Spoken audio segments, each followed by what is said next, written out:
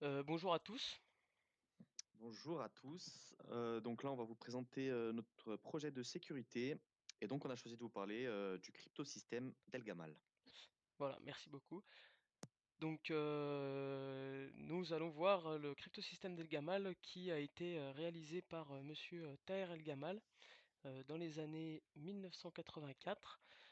Voilà.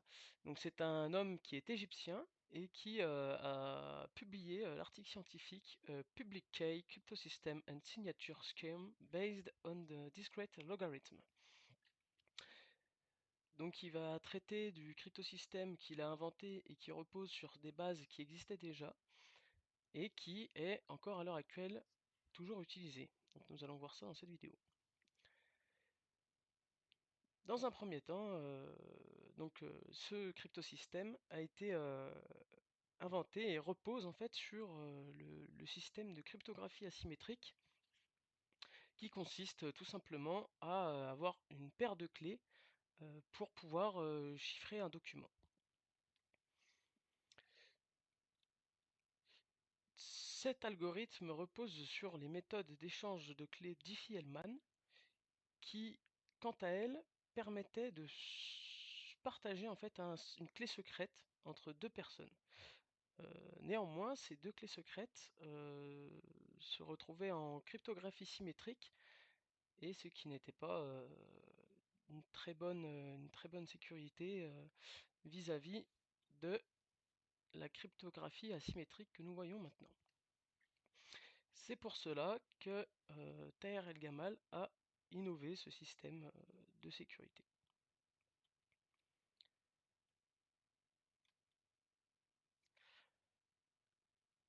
Donc dans un premier temps, il faut une génération des clés qui est effectuée donc sur la base de Diffie-Hellman, comme on a pu le voir auparavant. Et pour cette génération de clés, donc en fait, le concept est de prendre un nombre premier ainsi qu'un générateur afin de réaliser un groupe cyclique. Donc un groupe cyclique, c'est un groupe avec plusieurs entités, plusieurs nombres à l'intérieur, qui peuvent être construits à la base d'un modulo. Donc c'est pour ça qu'on retrouve un groupe cyclique dans ces cas-là. Une fois le groupe cyclique créé, le concept et le but est de récupérer donc une clé secrète pour une entité, donc qu'on va appeler Bob dans cette vidéo. Une fois qu'il a récupéré cette clé secrète, Bob va créer une clé publique via un calcul, via le procédé de Diffie-Hellman. Donc ce procédé est assez simple, c'est en fait tout simplement de mettre à la puissance de la clé secrète le générateur qui était à l'origine de notre groupe cyclique. Puis on lui fait un modulo P pour avoir cette clé publique. Une fois cette clé publique créée, il est possible de la diffuser sur un canal qui est non sécurisé et qui peut être cible d'espions ou de personnes qui n'ont pas à lire certaines données. En l'occurrence, pour partager une clé avec quelqu'un d'autre et obtenir une clé commune. Donc là, nous pouvons voir que d'une part, la clé publique a été publiée en ligne sur un dossier partagé ou n'importe quel moyen de communication, et le nombre premier ainsi que le générateur qui ont pu créer le groupe cyclique sont partagés et sont rendus publics aussi pour permettre à une tierce personne de pouvoir les récupérer. Donc voilà, par exemple, Alice souhaite récupérer la clé publique ainsi que les paramètres créés par Bob. Donc elle va très bien pouvoir le faire, mais elle ne connaîtra pas la clé secrète de Bob, qui a permis de créer cette clé publique AY. Maintenant, si Alice souhaite envoyer un message à Bob, avec le problème de Diffie-Hellman, c'est impossible. En effet, le problème de Diffie-Hellman sert juste à partager les clés. Là, ce que nous voulons réaliser, c'est crypter un message et le transmettre de manière sécurisée sans que personne ne puisse y accéder.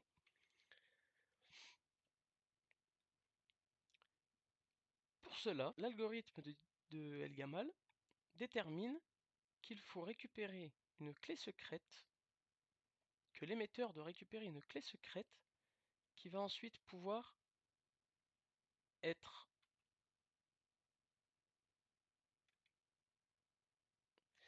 calculée. Pour crypter le message, Alice va donc récupérer une clé secrète à son tour dans le groupe cyclique G.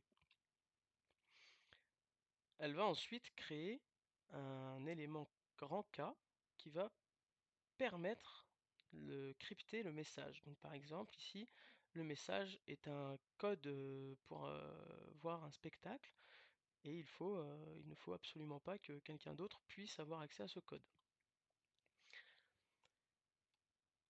Donc la procédure va être la suivante.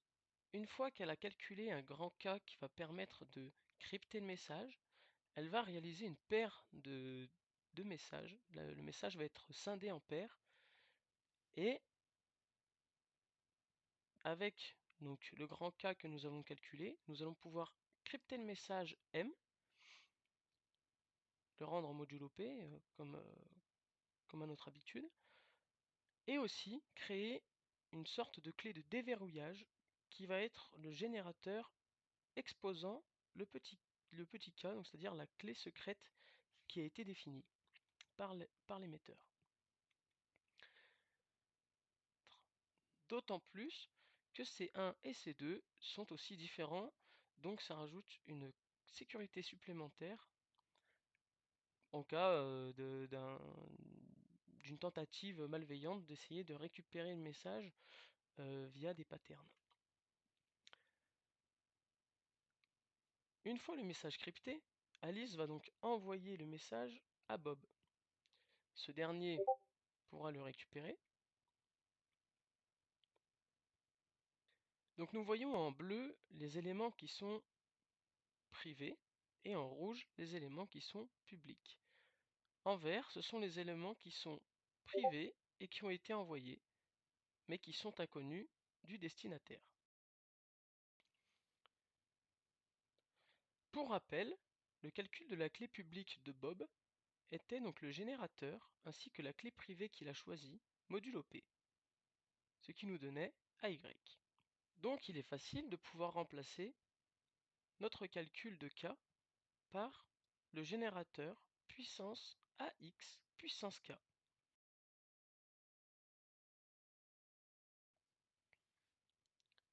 On peut voir ici que le générateur exposant petit k est en fait C1, donc la première partie de la paire du message. De ce fait, il est possible à Bob d'obtenir le grand K, car toutes les valeurs sont connues, ici comme C1 ainsi que sa clé privée. Une fois qu'il obtient le grand K, il peut maintenant déchiffrer le message à l'aide du C2, donc la deuxième partie du message, en la divisant par K, ce qui nous donne M, qui est le message. Et merci à toi, Jocelyn. Je vais reprendre la main. Donc maintenant, on va parler du dernier aspect qui compose le cryptosystème d'Elgamal, et c'est donc la signature Elgamal. Donc qu'est-ce que c'est la signature Elgamal? C'est un processus qui va permettre euh, de pouvoir authentifier les messages et préserver leur intégrité. Il y a, c'est ce qui fait ces deux points-là, ben, on les appelle les signatures digitales. Ça vaut pour RSA et pour d'autres. Mais du coup, attardons-nous sur la signature El-Gamal. Donc prenons l'exemple de Alice qui va envoyer un message à Bob. Et donc, comme vu précédemment, on retrouve les éléments privés que seule Alice connaît, les éléments publics. Et donc, Alice, elle va devoir choisir un cas aléatoire. Alors attention, on va pour le revoir plus tard pourquoi, à ne pas utiliser à plusieurs reprises le même cas. Donc elle va devoir choisir un cas aléatoire pour pouvoir ensuite calculer R et S. Donc voici les formules pour calculer R et S. Donc R, il se calcule avec G puissance K modulo P, et S, il se calcule en faisant M moins AX fois R, donc R ce qu'on a calculé précédemment, AX c'est la clé privée, fois l'inverse modulaire de, donc c'est ce que correspond au K-1. Donc l'inverse modulaire c'est quoi? C'est le nombre K multiplié par cet inverse modulaire qui nous donne 1 après avoir fait le modulo. Donc ici c'est modulo P-1. Donc on calcule ce R et ce S, et ensuite on va pouvoir l'envoyer, associé au message, à Bob. Donc ça c'est notre signature en fait, la paire R et S c'est notre signature. Donc une fois qu'on a calculé et fait cette signature, qu'on l'a envoyé, il reste à faire la partie vérification. Donc ça c'est qui est faite par le receveur. Et donc lui il va devoir calculer P et Q depuis cette paire et avec le duplessage aussi. Donc P c'est G puissance M modulo P, enfin grand P c'est G puissance M modulo P, et le grand Q c'est AY, la clé publique, puissance R, fois R puissance grand S, ce qu'on a reçu de la clé, modulo P. Et donc à quoi ça sert de calculer, de faire ces deux calculs-là? Ben, tout simplement, suite à ça, de pouvoir les comparer. Et donc si P égale à Q, c'est que le message est authentique. Sinon, c'est qu'il est non authentique et que la vérification n'a pas abouti. Donc voilà à quoi sert la signature d'Elgamal et comment elle est mise en place donc, dans les processus notamment actuels. Maintenant, on va parler de la sécurité en général. Donc concrètement, comme on a vu, Elgamal, c'est basé sur la complexité du problème du logarithme discret dans un groupe cyclique. Et donc, on a vu que trouver x, c'est difficile et c'est ce qui fait que cette approche est considérée comme robuste. Cependant, il y a quelques points à prendre en compte, c'est que la clé, elle doit être assez grande pour résister aux attaques potentielles. De nos jours, c'est environ 2048 bits. Si c'est plus, ça peut être conseillé sur des choses qui ont besoin d'être très sécurisées. Et cela, donc, ça induit notamment de trouver un P qui est relativement grand, mais aussi faire des bons choix sur ces paramètres qui sont G et P. C'est pas que sur la taille, il n'y a pas que la taille qui compte, c'est aussi basé sur d'autres choses, comme on verra par exemple plus tard avec les courbes elliptiques. Un autre aspect de la sécurité qu'on va voir, c'est donc les attaques qui sont possibles contre Elgamal et qu'est-ce qu'on peut tenter de faire et est-ce que c'est réellement problématique. Donc un des points qu'on a déjà précisé tout à l'heure mais qu'on précise ici, c'est que c'est important de ne pas réutiliser K parce que ça compromet la sécurité puisqu'en fait l'attaquant ensuite peut résoudre un système d'équations sous-déterminées. Donc ça veut dire qu'en fait il y a plus d'équations que d'inconnus, grossièrement. Et donc, ça va lui permettre de récupérer la clé privée s'il fait les attaques de manière intelligente. Un autre point, c'est la possibilité d'attaque pour récupérer la clé privée qu'on peut envisager. Mais en fait, la plupart, on voit que ça revient à faire de la résolution du calcul des logarithmes discrets. Donc, on a vu que c'est ce qui était déjà relativement complexe. Ensuite, on a aussi des tentatives de falsification de signature, donc pour signer un message même s'il n'est pas de nous. Et donc, pour ça, il faut chercher R et S qui satisfait l'équation de signature. Et donc, on peut utiliser la possibilité de résoudre simultanément les équations. Et donc, concrètement, c'est quoi? C'est qu'on peut générer une signature légitime à partir d'une seule signature connue. Ensuite, on a aussi la création de messages modifiés. Donc, ça, c'est un des points vraiment négatifs d'Elgamal, je dirais. C'est donc la malléabilité d'Elgamal. Et donc, en fait, ça prend place dans le cas d'attaque à texte clair, c'est-à-dire qu'on a connaissance de messages et du crypté qui va avec. Et donc, avec ça, l'attaquant, il peut manipuler le chiffré pour obtenir le déchiffrement souhaité, même s'il ne connaît pas la clé privée. Alors une autre chose qu'on va voir et que c'est important de passer un peu de temps dessus, c'est donc de comparer les différents cryptosystèmes. Donc dans un premier temps, on va être assez général, on va comparer brièvement, même si on l'a déjà vu, on va remettre ça bien au clair, les différences entre le chiffrement symétrique et asymétrique. Donc pour être assez bref, dans le chiffrement symétrique, on a des tailles de fichiers qui sont plus petites que dans du chiffrement asymétrique. On peut transmettre des plus grandes quantités de données et ça consomme moins de ressources. C'est un peu lié au fait que la taille des clés est plus petite également. Cependant, du coup, le point négatif, c'est que c'est moins sécurisé, puisqu'il n'y a qu'une seule clé et non deux. Et donc, c'est une technique, on va dire, un petit peu plus ancienne, et les chiffrements asymétriques est une technique un peu plus moderne,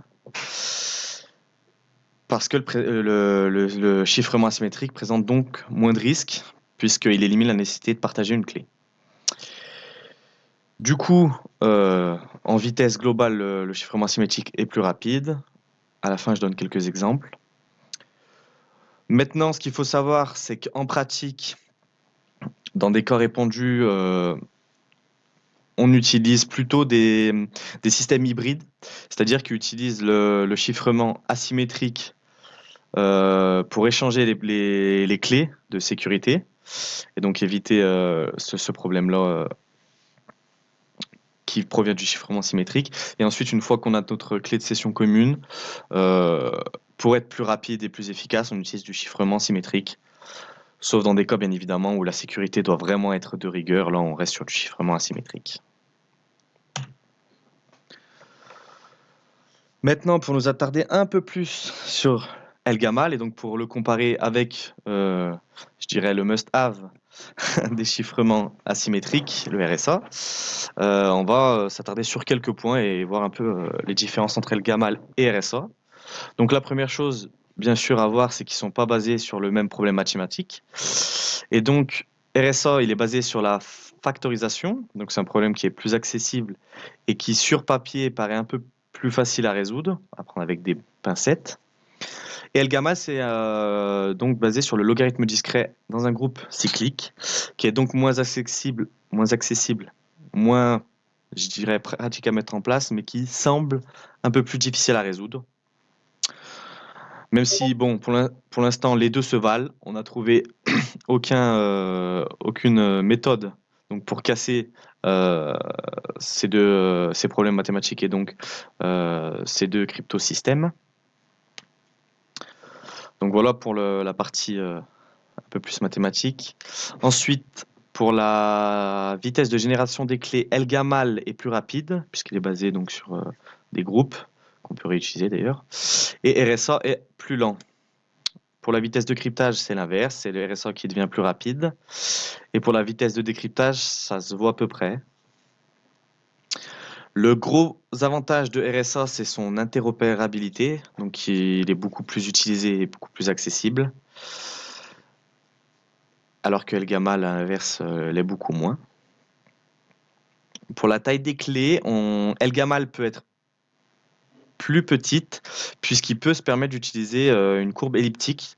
Donc ça permet entre guillemets d'avoir un même niveau de sécurité mais de pouvoir déterminer quelle clé ou quel paramètre pour trouver une clé suffisamment sécurisée mais bien plus courte.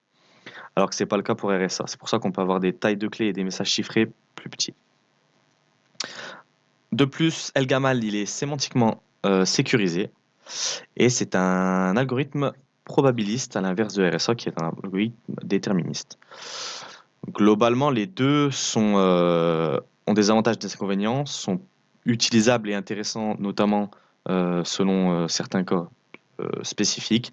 Maintenant, il resterait que le RSA est en général beaucoup plus utilisé. Alors maintenant, on va s'attarder sur quelques cas d'utilisation et où est appliqué donc ce cryptosystème d'El-Gamal, ou du moins où il peut être appliqué. Donc comme on a vu pour le chiffrement de communication, bien sûr, la signature numérique, c'est donc ces deux points forts. Il est aussi implémenté dans GPG. Donc GPG, c'est un logiciel qui est très réputé dans le milieu de la cryptographie. Et donc, ça permet de facilement le mettre en application, ce cryptosystème Elgamal. Et on a vu aussi qu'il peut se baser sur la cryptographie sur les courbes elliptiques. Donc ça, on va dire, c'est une variante améliorée de Elgamal qui permet de le rendre bien plus utilisable et efficace. Pour être un peu plus parlant, j'ai deux petits exemples à droite qu'on peut voir ici. On peut donc l'utiliser pour des votes électroniques, puisque, comme on a vu, la malléabilité d'Elgamal, ça peut poser problème dans certains cas, mais notamment dans les votes électroniques, pas du tout. Même si là, on peut bien sûr pallier à ces problèmes aussi avec d'autres approches. C'est pour ça qu'aussi on peut l'utiliser, on l'utilise, pardon, en l'occurrence dans la blockchain.